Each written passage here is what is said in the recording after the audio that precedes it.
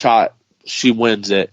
She's never really had to go multiple pay-per-views with taking a loss, then having to fight from the bottom to work her way back up to a title shot.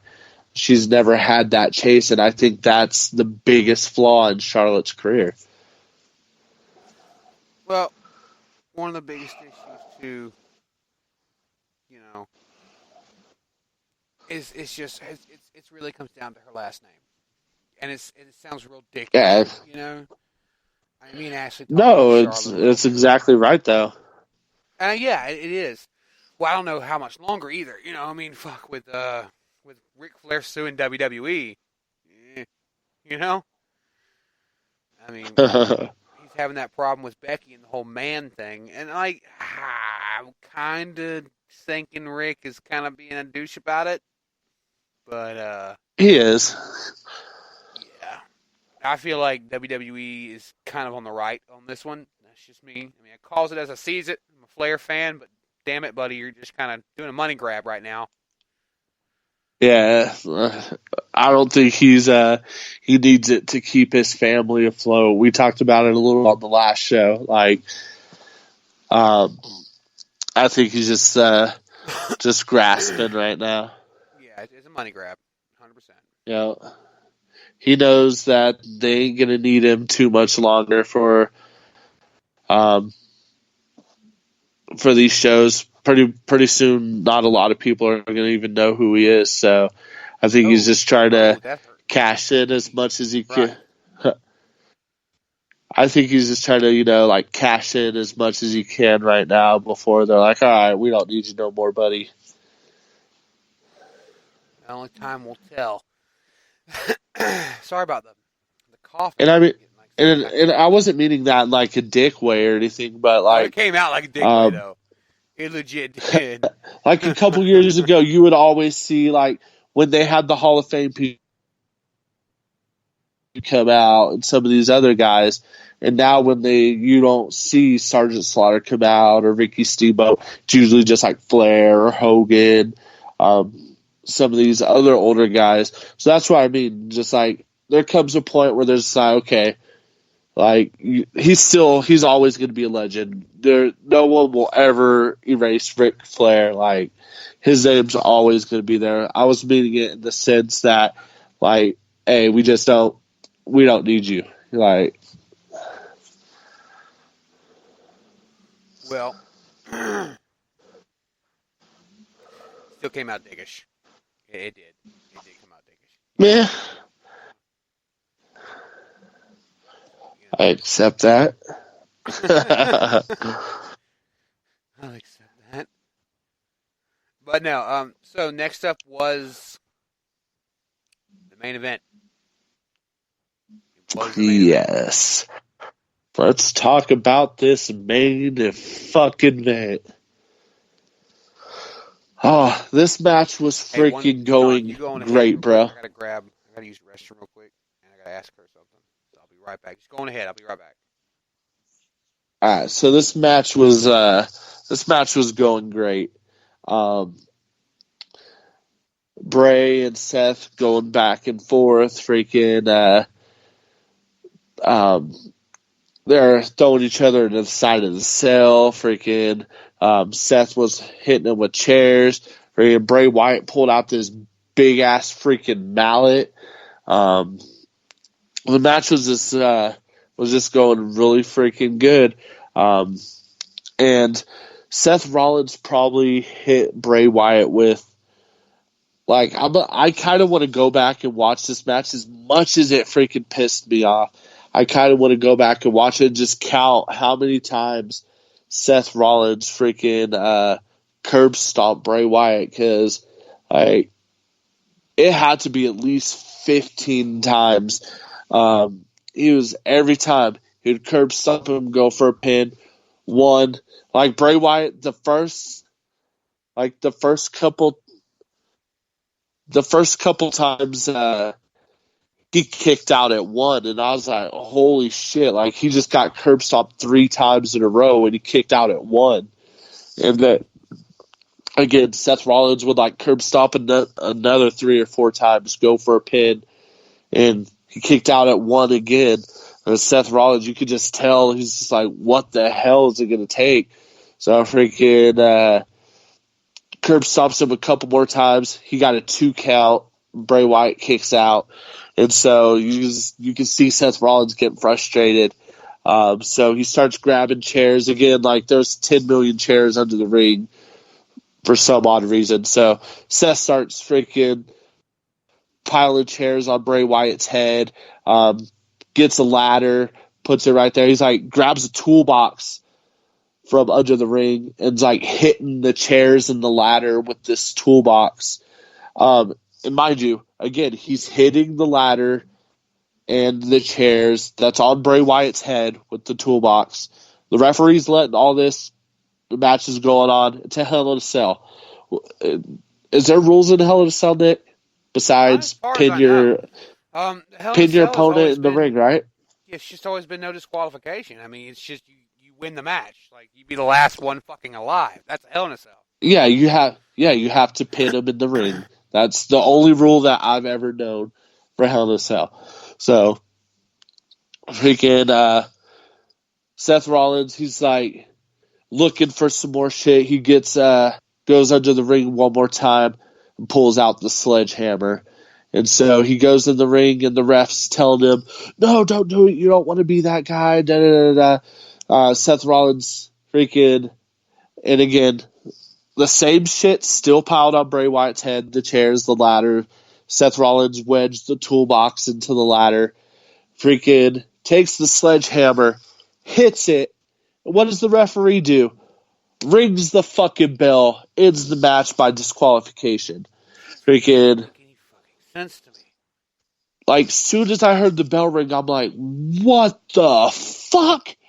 I'm like, no, this is not freaking happening. Like, Mick Foley got thrown off the top of the cell, freaking thrown through the top of it, had his freaking tooth come out his nose, and still freaking finished the match. Like, I have seen way more shit in the Hell in a Cell than that, and the match not end. And so the freaking ref rings the bell. They start bringing the cage up. Bray Wyatt ends up getting back up and freaking ends up whooping Seth Rollins' ass. Freaking pulls the padding off the floor. Sister Abigail's him onto the cement. The crowd's chanting AEW at this point. Yep. Freaking, like, they're chanting restart the match, and like, of course, the match doesn't get restarted. Then they start chanting AEW as it's about to go off air, and like Bray Wyatt walked out of the arena. Like, there's no reason that match should have ended. Like, I have no idea why they freaking ended it like that. It doesn't make any sense to me either, because like, why are you doing that? It sounds Ash said things with desperation, like, because they're falling behind already. It's just that makes it worse, bro. Like I said, like, I've never seen that in the hell. Like, they got the shock factor if that's what they're going for, but it's not in a good way. Like, I was freaking raging, bro. Yeah, it was. And I was like, of course. What should I have expected from Hell in a Cell? Like, I stand by what I said at the beginning when we first started talking about Hell in a Cell. I can't think of a single Hell in a Cell pay-per-view that was like, holy shit, that was good. The New Day and the Uso match last year, yes, that was good, but the pay-per-view itself was trash. This year, the very first match was the only really good match. And again, the rest of the card was shit. If this is WWE's best, then freaking They're in a lot of trouble. I don't want. Yeah, exactly. A lot of trouble. If that's all they can give, they're in a lot of fucking trouble. I mean, Yeah. they are going to have to step it the fuck up if they're going to be dealing. Yeah, especially when your crowd is chanting AEW at the end of your pay-per-view. Like I know that had to freaking ruffled his old Vinnie Mac's feathers. Oh, you know it did. I mean, you know it definitely did. Fucking. Ooh. The best thing about that pay-per-view was the guy in the front row that had a sign he kept holding up that said fart. What'd you say? There was a guy sitting ringside. He had a sign he kept holding up, like when the camera would pan that way, and it just said fart. That's awesome. That's great. That's probably besides the first match. It on top of everything going on with AEW and Hell in a Cell. Oh, speaking of, you got like a rating for the show you want to give? I gave it a flaming pile of shit rating. Like I said, if you want to watch Hell in a Cell 2019, watch the first match and turn it off. Again, I give it a 1 star, bro. A 1 out of 5. Like, it wasn't good to me. There was 2 good matches out of a whole 3-hour show. That's bullshit to me. Well, I got a little bit of news. When Go ahead. Oh, I was about to say, like,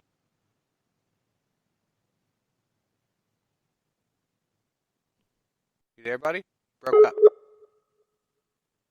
Oh, he's beeping, guys. I'm back. You there? Okay. Yeah. But no, so I got a little bit of news here. So, fresh off the presses, Darby Allin and Chris Jericho's match has been changed to a Philly street fight. And Jericho is bringing the Painmaker. So, next Wednesday night. Hell yeah. The title, Philly street fight, Darby Allin versus Chris Jericho. What's so cool about AEW is we just don't know who's going to win. I mean, look, let's all sit here for a minute and think about it. Yeah, everybody kind of believes that Jericho's just going to defend it because he's got this big match with Cody coming up at the next pay-per-view. But damn it, man, what if? Darby Allin is not somebody to fuck around with, and you're putting him in his underdog pulls it. Yeah. Yeah. Well, I think that with them making it a no disqualification type match, that's going to favor Jericho more. Yes, it extremely favors Darby Allin because, he can pull out that thumbtack skateboard or freaking bust out a Cracker Barrel and dive off the top rope. You don't know what to expect from Darby Allin. But on the other hand, you also have Jericho that now has 4 guys that could come down at any point and just trash Darby Allin. You said somebody's been trashing Darby Allin? No, I was saying with it being a no disqualification, Jericho has 4 guys that could come down at any point and trash Darby Allin. This is why I think that Cody's going to have his own faction. I mean, I feel like he's going to start that Nightmare Family really thing up with Darby and MJF and the Young Bucks and kind of have that going. And Darby's going to be protected because I don't see them leaving him on his own against the entire inner circle. Yeah. I was already looking forward to it, so just building the excitement even more now. Oh yeah. Because I'm just every week now I'm just like, shit, what is AEW going to do this week? What it is, man. That's what it is. Let's see. Cain Velasquez signs multi-year deal with WWE, leaving UFC. Yep, he pulled himself out of the testing pool. as I guess WWE offered him a pretty hardy contract. So, like I said, he's already got his first match against Brock Lesnar.